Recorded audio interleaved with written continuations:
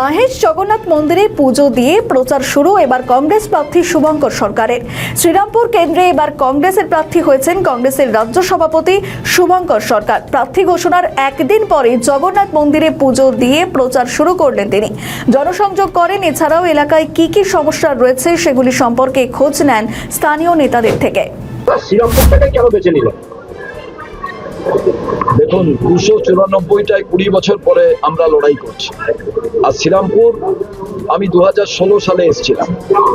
65,000 মানুষ আমাকে সমর্থন করেছিল, অর্থাৎ জাতীয় কংগ্রেসকে। যারা সমর্থন করেছিলেন, যারা করেননি, তারপর থেকে লাগাতার রথযাত্রায় আমি এসছি, এই জগন্নাথের কাছে প্রার্থনাতে এসছি। তারপরে আমি ওয়েলিংটন মাঠে নামাজে এসছি। প্রত্যেকটি বিষয়ে আমি শ্রীরামপুরের সঙ্গে যুক্ত থেকেছি। 2021-এ আমি অন্য জায়গা থেকে প্রতিদ্বন্দ্বিতা করেছিলাম। তারপরেও কিন্তু শ্রীরামপুরের রেল স্টেশন থেকে শুরু করে চায়ের দোকান, কেউ নার্সিংহোমে, কেউ হাসপাতালে, যে কোনো অনুষ্ঠানে আমি কিন্তু শ্রীরামপুরবাসীর সঙ্গে থেকেছি। যে কোনো আন্দোলন, যে কোনো জিনিসে আমি কিন্তু শ্রীরামপুরের একজন অংশীদার হিসেবে থেকেছি। তো আজকে নতুনভাবে আমায় শ্রীরামপুরে আসা নয়। শ্রীরামপুরের নির্বাচিত বিধায়করা যে কাজ করেন, আমি পরাজিত হয়েও আমি শ্রীরামপুরের মাটির সঙ্গে যোগসূত্র স্থাপন করে রেখেছিলাম। এবং শুধু তাই নয়, আমি মনে করি আমি শুধু জাতীয় কংগ্রেসের প্রার্থী নয়, আমি শ্রীরামপুরবাসীর প্রার্থী। এবং আমি 294টা যে কেন্দ্রে প্রতিদ্বন্দ্বিতা জাতীয় কংগ্রেস করছে, আমি সভাপতি হিসেবে এই শ্রীরামপুর আমার পরিচিত জায়গা। আর সেই পরিচিত জায়গায় শুধু নয়, সারা বাংলার মানুষের যে আকাঙ্ক্ষা যে কংগ্রেস আবার পশ্চিমবাংলায় আসুক, তার একমাত্র কারণ সারা বাংলা ঘুরে আমি দেখেছি 48 বছর ক্ষমতায় কংগ্রেস নেই। কংগ্রেস জামানা চলে গেছে, বাংলার উন্নয়ন স্তব্ধ হয়ে গেছে।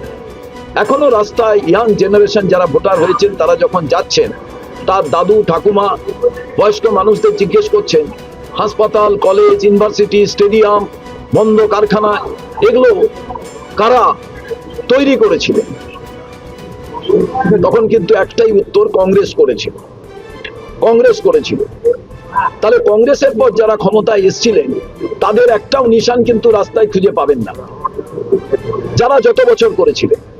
তো আজকে বাংলার মানুষের একটাই ক্রাই, একটাই ডিমান্ড, যে বাংলায় কংগ্রেস আসলে উন্নয়ন হবে, বেকারদের চাকরি হবে, বাংলার আইন শৃঙ্খলা রক্ষা হবে, বাংলার কৃষি, শিল্প, বাংলার স্বাস্থ্য, সমস্ত কিছুতে বাংলার অগ্রগতি ঘটবে।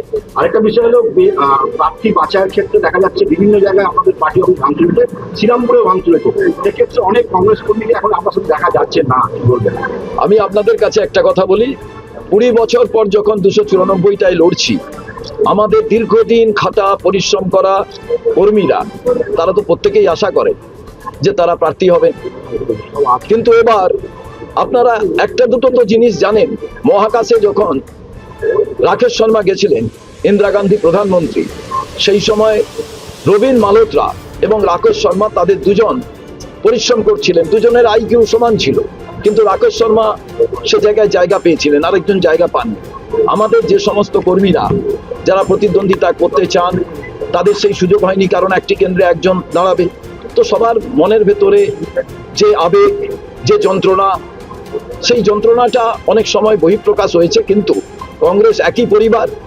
আর বিরোধীদের কাছে, অর্থাৎ যারা রাজ্য সরকারে আছে, কেন্দ্র সরকারে আছে, তারা যে বাইনারি পলিটিক্স করতেন, কংগ্রেসকে সাইড বোর্ড বলতেন, আজকে তো এটা প্রমাণিত হয়ে গেল সারা বাংলা জুড়ে যে কংগ্রেস স্বমহিমায়, কংগ্রেস কিন্তু আছে। কংগ্রেসের টিকিটের জন্য চাহিদা আছে, কংগ্রেসের নমিনেশনে মানুষ প্রতিদ্বন্দ্বিতা করতে চান।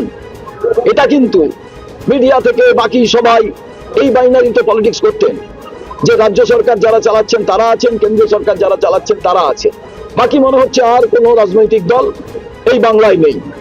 এই যে ন্যারেটিভ, এই ন্যারেটিভটা তো আমাদের কর্মীরা তারা বুঝিয়ে দিয়েছেন যে বাংলায় কংগ্রেস এখনো প্রত্যেকটা জায়গায় স্বমহিমায় তারা বিরাজমান। এই জায়গায় আমি মনে করি যে পশ্চিম বাংলার ক্ষেত্রে আজকে যে বিষয়টি, রাজনীতিতে যে কোনো রাজনৈতিক দলের আপনারা আমাকে যখন জিজ্ঞেস করছেন, আপনারা ট্র্যাডিশনালি দেখেন না কোন রাজনৈতিক দলের প্রার্থী নিয়ে তাদের মধ্যে প্রত্যেকেই প্রচন্ড স্যাটিসফাইড, কারণ কর্মীরা খাটেন। 5 বছর পর নির্বাচনে লড়ার সুযোগ আসে, সেই সুযোগটা যদি না পান মনে দুঃখ তো হবেই। যেখানে সমস্ত পার্টি প্রচার শুরু করে দিয়েছে, প্রচারে অনেকটা এগিয়ে গেছে, আপনি অনেকটা দেরিতে এলেন। আমি রাজ্য সভাপতি, সেক্ষেত্রে জানেন যে সারা বাংলার প্রত্যেকটি জায়গায় এখানেও আমি বেশি সময় দিতে পারবো না, যেহেতু আমার চেনা জায়গা, এখানকার মানুষের উপরেই সব থেকে আমার আস্থা। যেটা আমি বলেছিলাম, আমি কংগ্রেসের প্রার্থীর থেকেও আমি শ্রীরামপুর বাসীর প্রার্থী। আপনারা যারা রিপোর্টার এখানে আছেন, বহু মানুষ আমাকে 2016 সালে দেখেছেন, তারপরেও লাগাতার তারা দেখেছেন। এখানের মধ্যে যারা আছেন তারা এবারে রথযাত্রার সময় বৃষ্টি হচ্ছিল প্রচুর, তারা কিন্তু সবাই ওই সামনেটা দাঁড়িয়ে আমার ইন্টারভিউ নিয়েছে। অতএব আজকের দিনে আমি মনে করি প্রত্যেকটি রাজনৈতিক দলের ভেতরে গণতন্ত্র থাকা উচিত, বেশি কংগ্রেসে আছে। কংগ্রেস শুধু বাইরে গণতন্ত্রের কথা বলে না, কংগ্রেস কিন্তু ভেতরে গণতন্ত্র প্রতিষ্ঠা করার চেষ্টা করে। তাই আমাদের সবকিছু কথা শোনা হয়, সমস্ত বিচার এবং সিদ্ধান্তের পর আসল সিদ্ধান্ত গ্রহণ করা হয়। আমাদের ভিডিও ভালো লাগলে লাইক ও শেয়ার করুন, কমেন্ট সেকশনে আপনাদের মতামত জানান। আরও ভিডিও পেতে আমাদের চ্যানেলটিকে সাবস্ক্রাইব করুন এবং প্রতি মুহূর্তে খবরের আপডেট পেতে প্রেস করুন বেল আইকন।